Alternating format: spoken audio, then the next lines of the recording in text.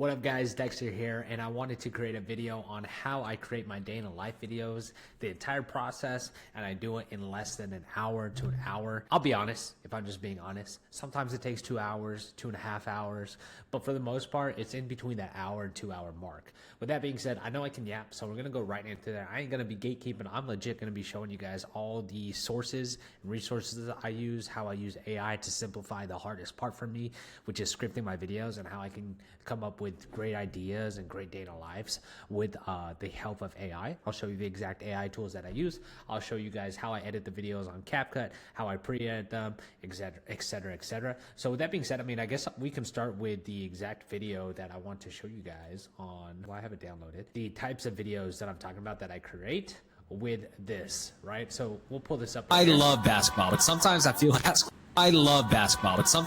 basketball just doesn't love me back. So this weekend, people I play with usually weren't. So I'm sitting in my room, my social anxiety is literally screaming, just stay home. Nah, I'm gonna drive to a park and test my luck with complete strangers. So, I run two with you guys?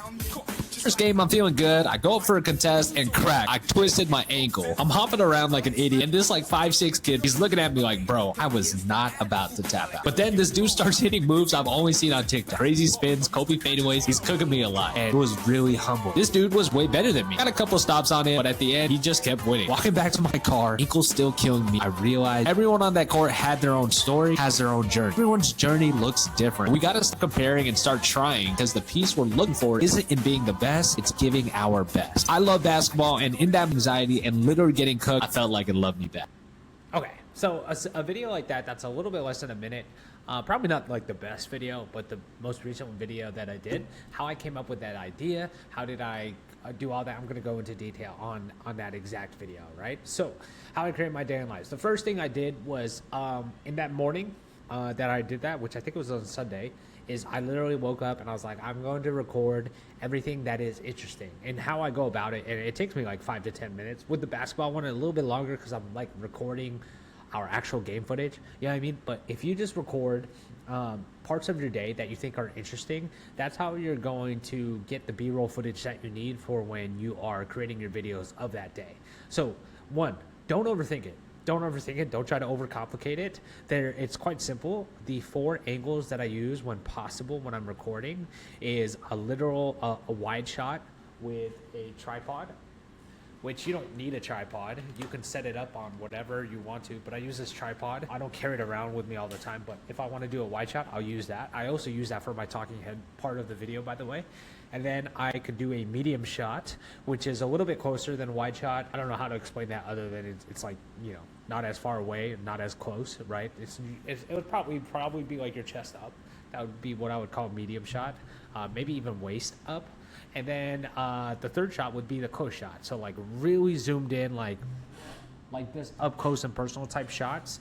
Those 3 shots are what they use in movies that you can use in your videos and record easy peasy. And if you just switch back and forth between those, you can make your video look more dynamic and a lot more interesting to viewers.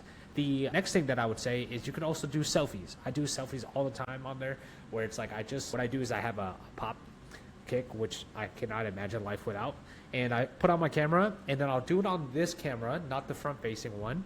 And what I'll do is I'll put it at 0.5, and then I'll turn my camera around like this, and then I'm literally walking around like this, right? You'll see it on my clips, like I do this number, and it's like pointed at me, and it's at 0.5, and that's how I get like the selfie angles. You know, to get like a selfie camera or a selfie stick, I don't know. But anyway, those are the 4 shots. I would say don't overthink it when it comes to that. And if you record like parts of your morning, parts of your afternoon, parts of your evening, you'll be in a good place to have the B-roll footage. Things that you find interesting, things that pop up throughout the day, just record it. Just record it and get like 30 to 45 seconds, a minute, minute and a half, and that's all you need. So that is recorded throughout the day. The last thing you want is when you're editing your videos is like, frick, I don't have B-roll that I can use for it. So I definitely recommend that. The second part is scripting, and this is the longest part, the hardest part, usually for a lot of people. They kind of get caught up on the ideas and stuff like that. So I'll go into details of how to do this manually, and then how to do this if you're using AI, which is what I would recommend.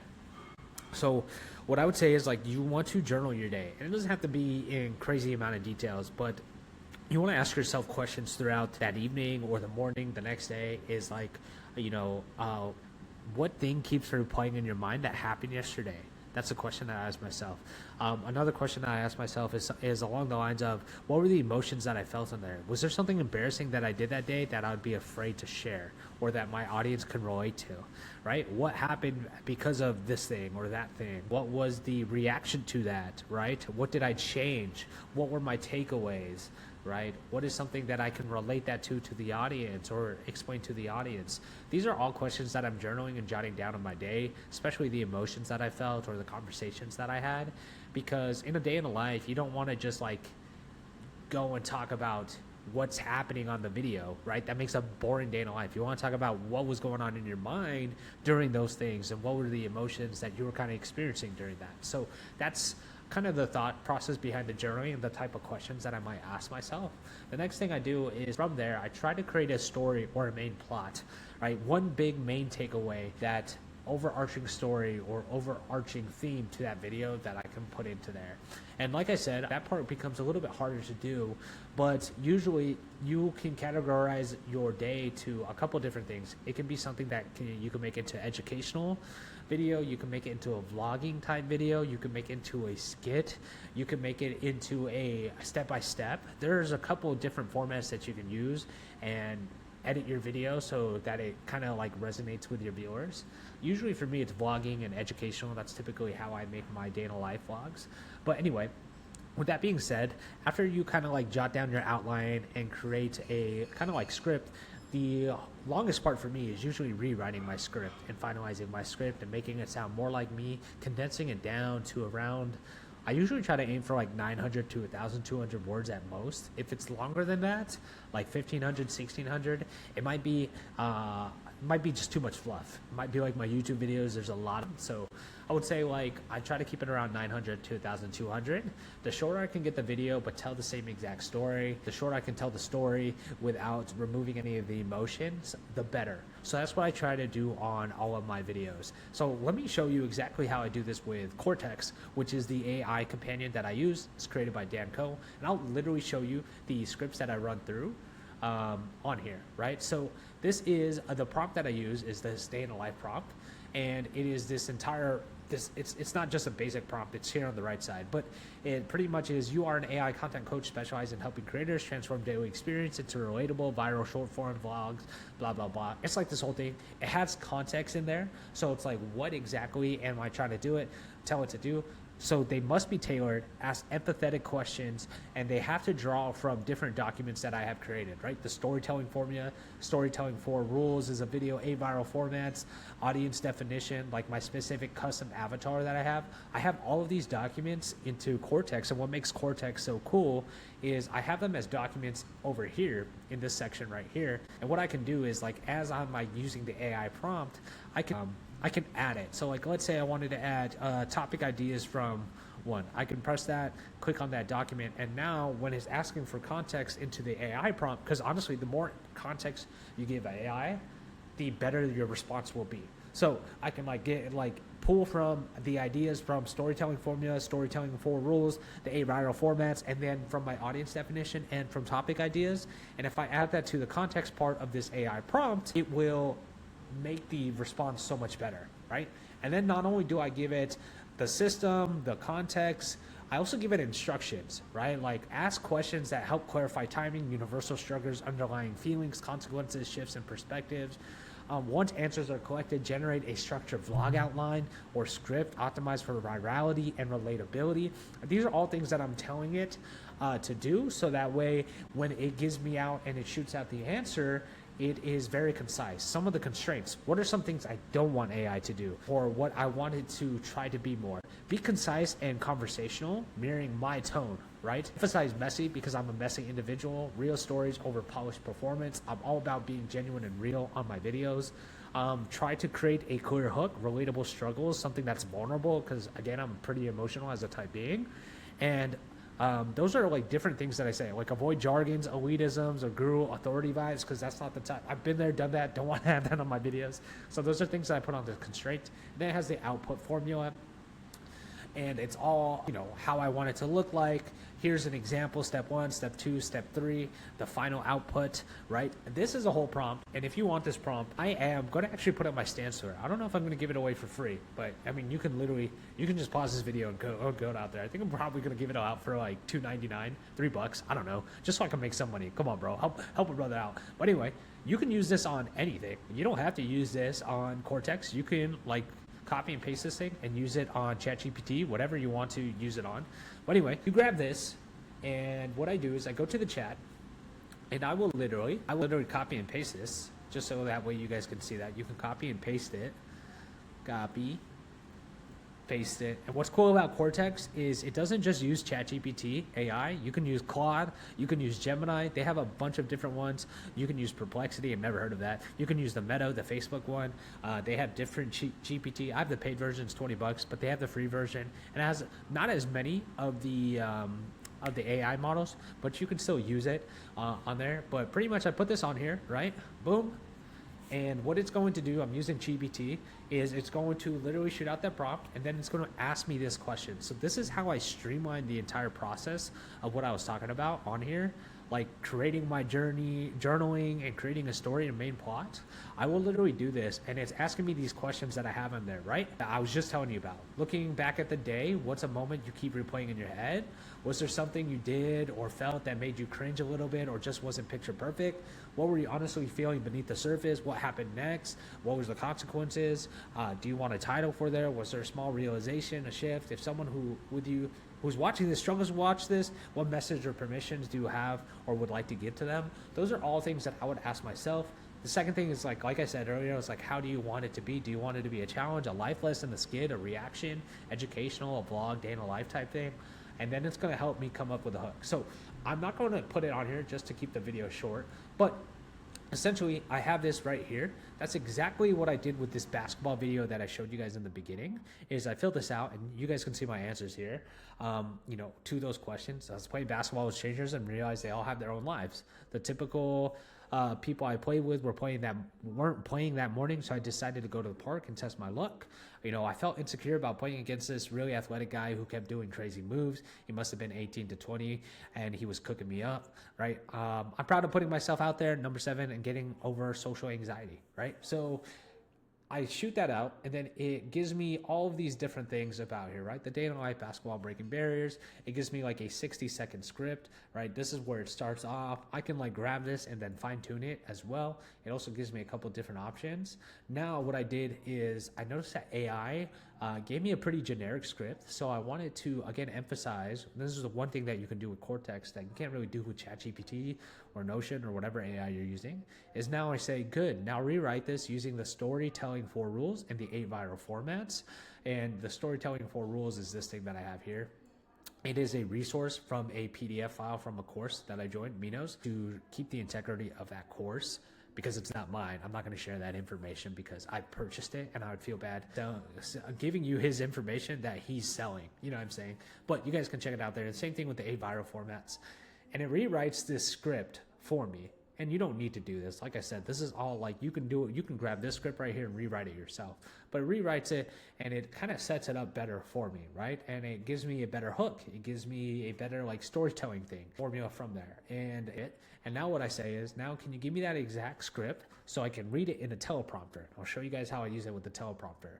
And it grabs this exact script right here that it showed me here, but without all of the setting switches, all of the B-roll, blah, blah, blah. And it just gives me the actual script, the total word count, how long it would actually be, right? And then what I do is, I'm going to give you guys a little bit of an inside look on here, is I go into here, then I go into the day in the lives. And this is where I rewrite that exact script to show you guys where it's at, right? So I rewrite the script. Oops, I did not mean to make me full screen. How do I minimize myself? Okay, that was weird. But anyway, so what I did is I grabbed the script, put it onto here, and then I just rewrote it as each line struck. And this was the final script that I came out with, right? This script exactly right here is what I read off. And I'm going to show you the next step. So long story short on how to script your videos, that's it right there. How I use AI to do it. Probably not the best example that I showed you guys, but hey, raw, unfiltered, yep. the whole 9 yards, right? So that's how I script my video and how I do that. And it literally takes me, that whole process I was telling you about, takes me about 25 minutes tops. Is like I grab that script, and grabbing the script and filling that out literally takes me 5 minutes. Then I spend 15 minutes fine tuning the script and making it sound how I want it to sound, cutting out the fluff, filling out where I need to fill out. And then I go into the next part, which is recording the talking head video. And this part literally only takes me 5 minutes. And the way I do that is I have CapCut Pro, and CapCut has in their camera feature, they have this teleprompter app. And this teleprompter app, what I do is I grab this outline from Cortex, I copy it on my phone, I paste it into the teleprompter app on CapCut, and I literally just press record, and I literally just read off of it. And the way it's set up is like I have it like this, and I'm like literally just like, if you're looking at it, I'm literally reading down this line, and it's like boom, boom, boom, boom, boom, and it just teleprompts it, and it looks like I'm looking directly at the camera as I'm speaking. After I do that, what I do is I upload it to my Google Drive, so that way I can get to the next step. But I'm telling you, it literally only takes me 5 minutes. Now, I'm pretty comfortable to talking in front of the camera. So for you, when you first start out, it might take a little bit longer than that, but you get used to it quick. You get used to it pretty quick. Anyway, so recording the talking head video, that's my next step. The step after that is I pre-edit my video, right? So I uploaded it to Google Drive. After I uploaded it to Google Drive, what I did was I removed the dead spaces from the video. On CapCut, what I do is I try to remove as much of the dead space in the video as possible. What I mean by dead space is, I guess I could show you guys what I mean by dead space. I'll grab this. I'll show you guys. I'll upload one of my original ones. I think there's an original one. So this video is like 2.5 minutes. And then when we zoom in onto CapCut, and the reason why I do this on my computer instead of on my phone is it's so much faster to do. If I do this on my computer, it's going to take a lot, or on my phone, it's going to take a lot longer. But this right here, see how there's nothing being said here? This is what I call dead space, right? So literally what I'm doing is I'm going all the way up to where I start talking, and I press Control B, and then I delete all of that. And I do that all throughout the video. If I find here, this little spot right here, that's some dead space in there. And what I'll do is I'll even cut out a little bit of the syllable from the last one and a little bit of the line in the first one, and I'll delete it. I'll go throughout here and I'll look at like all of the dead space. Like this is like a dead space right here. This is a dead space right here. I'm deleting that, press Control B to cut it, and I'll do that all throughout this video. I turn like a 2-minute video to like 52 seconds, right? And I do that entire process. It looks long. You get really used to it. You get in a groove of things. Like I can just like literally Control B, right? And then I go to here, then I'm doing the same thing, Control B, and then deleting, right? I go to here, Control B, oops, Control B, highlighting, delete, same thing. I can go here, Control B, delete. And if you're pretty familiar with the script, there's like a lot of dead spaces in there where I'm just like rereading the teleprompter script or waiting for the next part of the teleprompter to come out. I'm just cutting all of that out. Then I'll rewatch it like one more time and fine tune it and cut it out. But like this is dead space, right? Even here, this is a small part of dead space where you want to remove as much of that detail, that minute stuff as possible, so that way you can keep the attention span of people as much as possible. So what I do is I will, what I call pre-edit that video, cut out all the dead space, then I re-upload it to my Google Drive, I'll download it on my phone, and then this is where I get to edit my video on CapCut. And other than the scripting part of the video, this also takes a long part. This is going to take you about an hour if you're hour and a half, 2 hours if you're first starting out. But what I would encourage you to do is don't be a perfectionist about it. You get better over time. It's all about getting reps and building the habits of yourself, right? So what I did was what I do is the first thing I do, and I'll show you all the steps on here, is I up the volume to 250 on my audio, and then I enhance my audio quality with podcast so it becomes as clear as possible when people are there. It's like sound quality it's important. It's not as important as some people might make it seem, but it's very important that people can hear and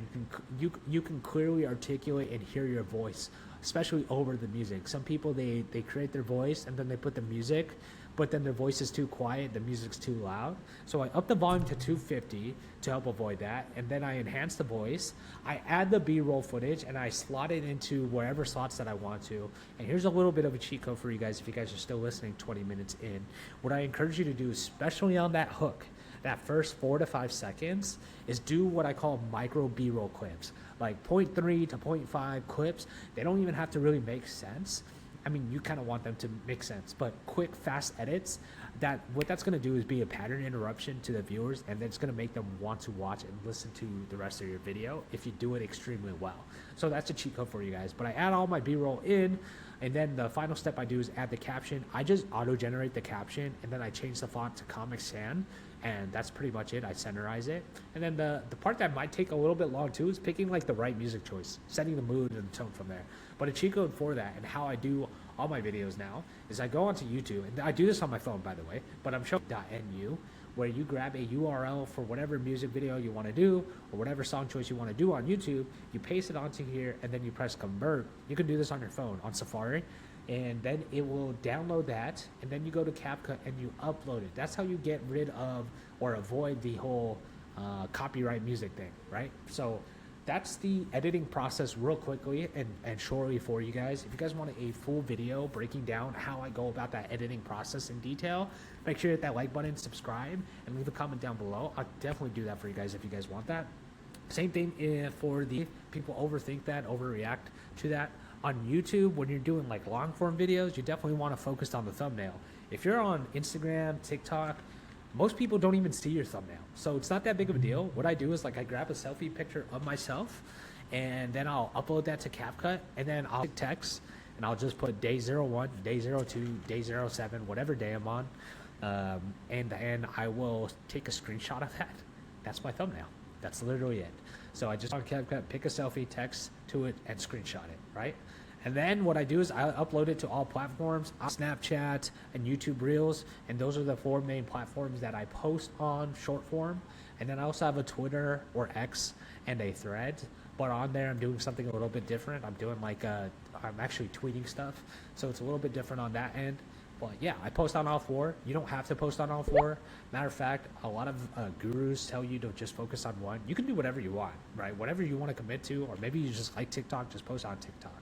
But that's literally how I create my day in the life videos, my entire process, and how I streamline it with AI. I told you guys that in 23 minutes. I'm actually pretty happy about that. But anyway, that being said, guys, if this was a blessing, just want to be authentic and showcase the entire thing. If I get a new process, or if you want me to go in detail on a specific process where things were unclear, please leave me a comment below. I want to help you guys as much as possible. We're all in this journey together. I don't have that many subscribers. I think I have 140 subscribers. This is going to be my second video that I upload on YouTube. But anyway, with that being said, guys, if this is a blessing to you guys, please hit that like button, that subscribe button, follow along for my journey. You can follow me on Instagram, TikTok, Snapchat, YouTube. All of it is underneath the Dexter. With that being said, guys, this is Dexter signing out.